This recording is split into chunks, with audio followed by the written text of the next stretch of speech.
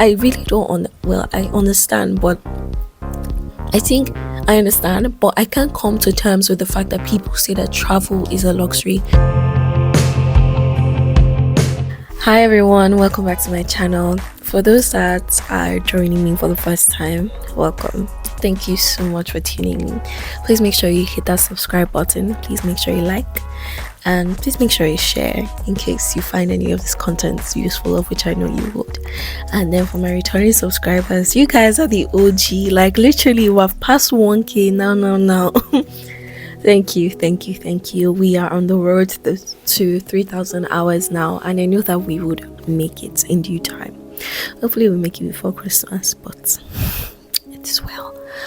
Anyways, today we're going to talk about something dear to my heart, and you know what? This conversation is based on my own experience. I'm in no way, shape, or form generalizing this to, or this must be your experience and so therefore this is what you must do. No, it is not a formula. But one of the reasons why I'm sharing this is because I think I've said it in one of my previous videos, and I get asked questions in relation to this, right? I've moved 5 different cities in 5 years, and of most of them it's not majorly because I wanted to. Some of them were like obligations, some of them were like instructions, and in those 5 years I've had to learn, unlearn, and relearn, and I think that is what has given me speed in my first year of moving to a new country, and my God's grace, and also insights that has majorly helped me, to access opportunities and really be bullish about what God has called me to do in this country and moving forward. So we're going to talk about immigrant realities of moving and settling into a country, the pros, cons, and basically tips to thrive. Now, I'm talking from experience, and to be honest, it's not been an easy journey. I don't say this to glamorize travel or moving, because I know that the first 6 months of me moving here, I found it hard to settle in because I was like, do I unpack my boxes, or do I buy new clothes? I felt like I had fractions of my life in different places. I even had to travel to London at some point, to get some of my stuff that was still there, of which some are still there. But just the fact of, I won't call it attachment or withdrawal. It only got to a point where, because I've changed my lines so many times, right? It got to a point where, I can wipe out my whole memory and I'll be fine, because it's one of those things will start again. So it has its pros and cons, to be honest, of which the first pro is the fact that you get to experience a new culture, right? And I think people underestimate this, because it is one thing to experience a culture, it is one thing to interact with that culture, right? Participative interaction. And I think this is super, super important, because I can go to a place and just, be like, oh, this is nice. And I can actually go to that place, have insightful conversations that will be of value to myself, my present self, my future self, or even the network in general, because you never know where your name is called up or in. Another thing is that you get access to a greater level of network, right?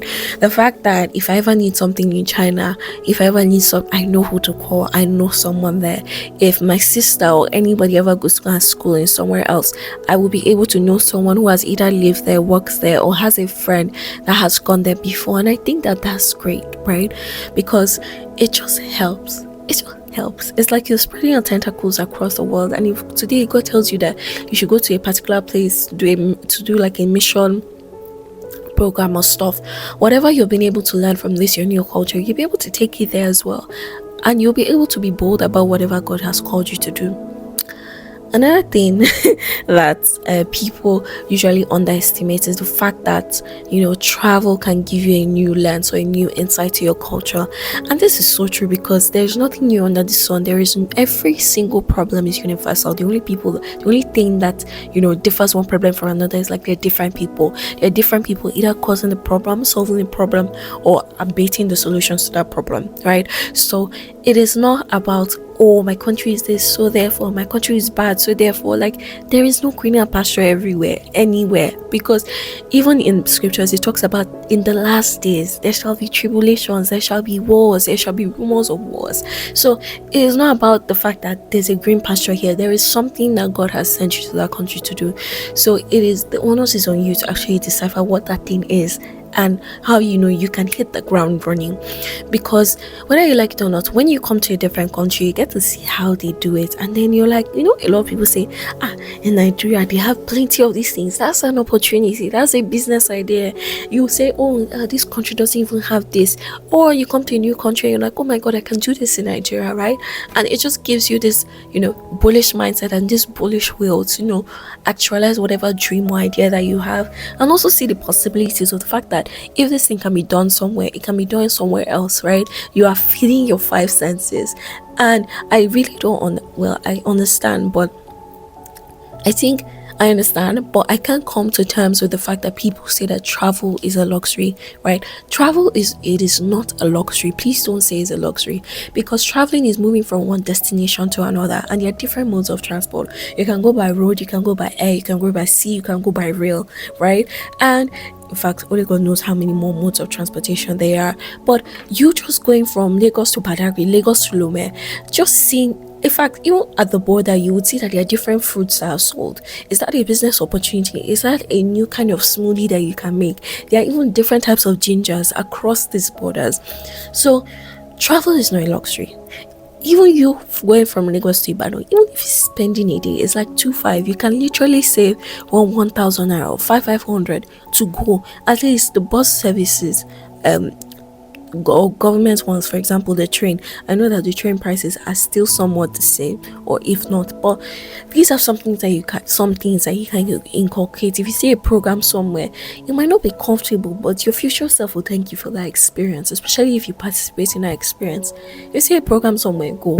Most often than not, especially in Nigeria, there are lots of free buses. So please, travel is not a luxury. It exposes your mind. You get to communicate with people. You get to have conversations.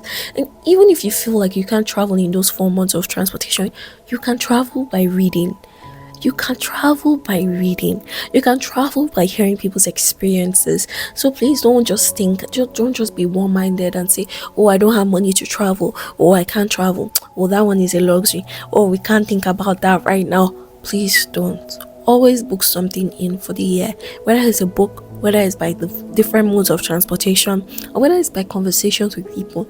Let your mind travel, and to be honest, your legs and your hands will do the work. They will thank you for it, because now they can move into the direction of which you have shown them. Another thing is the fact that you'll be able to build more skills.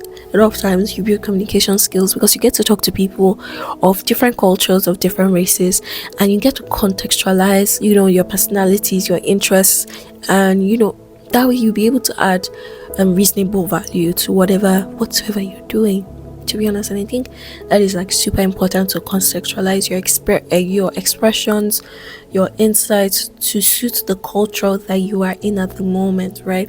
Because that way people will be able to understand you, people will be able to accept you more. You're not changing in any shape, way or form.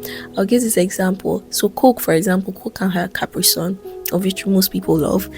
Capri Sun I like, anyways. But here their Capri Sun is different, right? Because of the sugar tax, so they can't add as much sugar. Even there's some US brands or US products that are not allowed here, right?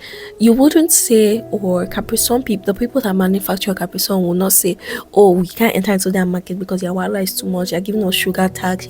They revolutionized it, and although the Capri Sun is not as sweet as the one in Nigeria, but I would still take it. I mean, even the paper straw that is used, I will still take it. So in the same way, please contextualize yourself. That's where you'll be able to see reasonable impact in whatsoever you're doing. Don't just stick to your old ways of, oh, a cheetah does not change his prints or stuff like that. It's always funny when I remember this thing that happened in the Bible of when Jacob was about to leave Laban, and after all the years of work, you know what, and he knew that Laban would give him whatsoever, like sheep, after it has been segregated. That's how he went to go and color some of them and make sure that they mated together or they stayed together. Before you know it, the things that he had multiplied, or the flock that he had multiplied because of wisdom. So please let's be applying wisdom, all of us, including me. And I think another con, a major con of moving is loneliness. Loneliness is something that for me, right, at some point it helps me be closer to God. Because when you don't have anybody to talk to, especially when I was in secondary school, that's when I started to write dear future. Sorry, that's when I started to write letters to God, and I got into journaling. I got into like prayers. Like that was my first step into like spirituality, and I really loved it, to be honest. So, are there creative ways to make loneliness fun? Right? Can you volunteer? Can you do something in church? Do you want to stay a few minutes later when you go to an event to interact? Do you want to be able to like give gifts or send emails before an event and ask if there's anything that needs to be done, and also be proactive on the day as well? To be honest, loneliness is not a one straight street. It is different for different people, but I know that praying a lot helps me, and also like just putting my best foot forward in interacting with people, and not just like seeking something, but really trying to discover the wonder in this person. That helps me, to be honest. Another thing is proximity to cultural affiliations, like food and stuff. But to be honest, I found that, like I said earlier, there's nothing new under the sun. So definitely, if you can't find something, there'll be a representation of that thing, right? And you'll be able to make do with what you have. Don't be so glued and uptight to what that you forget to embrace what is currently in front of you. Yeah. Another thing is failure. So failure, you can fail in your move. You can fail in your move when you've not gotten value. You can fail in your move if after like 5 years or 2 years you don't know simple things, like you have not interacted with people, you have not gone out, you don't know where to get certain things, you just miss out on opportunities, even small things as like tax rebates for how many years, and maybe the timeline has passed because you don't know certain things. But I think moving has really helped me fail and learn how to fail. And it's not even just moving. I think in life, learning how to fail is important. Sometimes a lot of people glorify success, and when they fail, it's like they feel it's a slash on their identity, and they feel like their identity is now connoted with failure.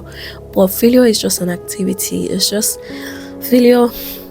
When you fail in a subject, or when you fail in something, it is just that thing. It doesn't mean that it is your whole self and your whole body, spirit, and soul that has failed.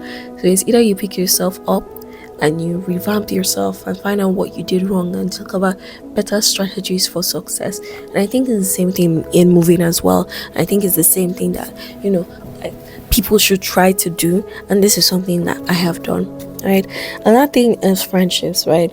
When you move, you miss your old friends, so you really need to be intentional. I know like there's some couple friends that we speak to that we've had to set up Zoom calls with. I mean, it's been great, to be honest. And when you're in the country, wherever you are, always make sure that like you show your friends that you care, and just be there for them and be intentional. Even if it means setting up meets in your calendar. This is something I'm doing with my friends anyways. Even when you're in a new country, try to be a good friend. I think if you put your best foot forward, even though sometimes people can step on that foot or do different things, but whether you like it or not, your next leg or your next foot will catch up. So I think it's the same thing as well in friendships. Also, another con. I think that there are lots of cons, but these are just the cons that come to mind, right? Obviously, there are things about representation, but I don't want to dive that deep into representation, racism, and all of that. Probably I'll bring someone else on my channel to have this conversation. But to be honest, I don't think that any problem at all is exclusive to one country or one nation. There's probably the same problem, but there are different versions of it. But yeah, tips: discover your mission in that country and align with it, because whether I like it or not, each and every one of us are missionaries. Not everybody gets that opportunity to travel. Not everybody gets the opportunity to relocate. So if you're being given the opportunity, please find out why God has bestowed you or bequeathed you with that honor, and find out how you can serve that purpose. Another thing is hit the ground running. Like, join associations, form friendships. If God has said this is where you would be, or this is your career, or this is your school, find out what it takes and the strategies that it takes to, to be the best in that thing, and recruit resources for your success, whether it be the resources of the school, resources of the country, resources of the associations or the institutions around you.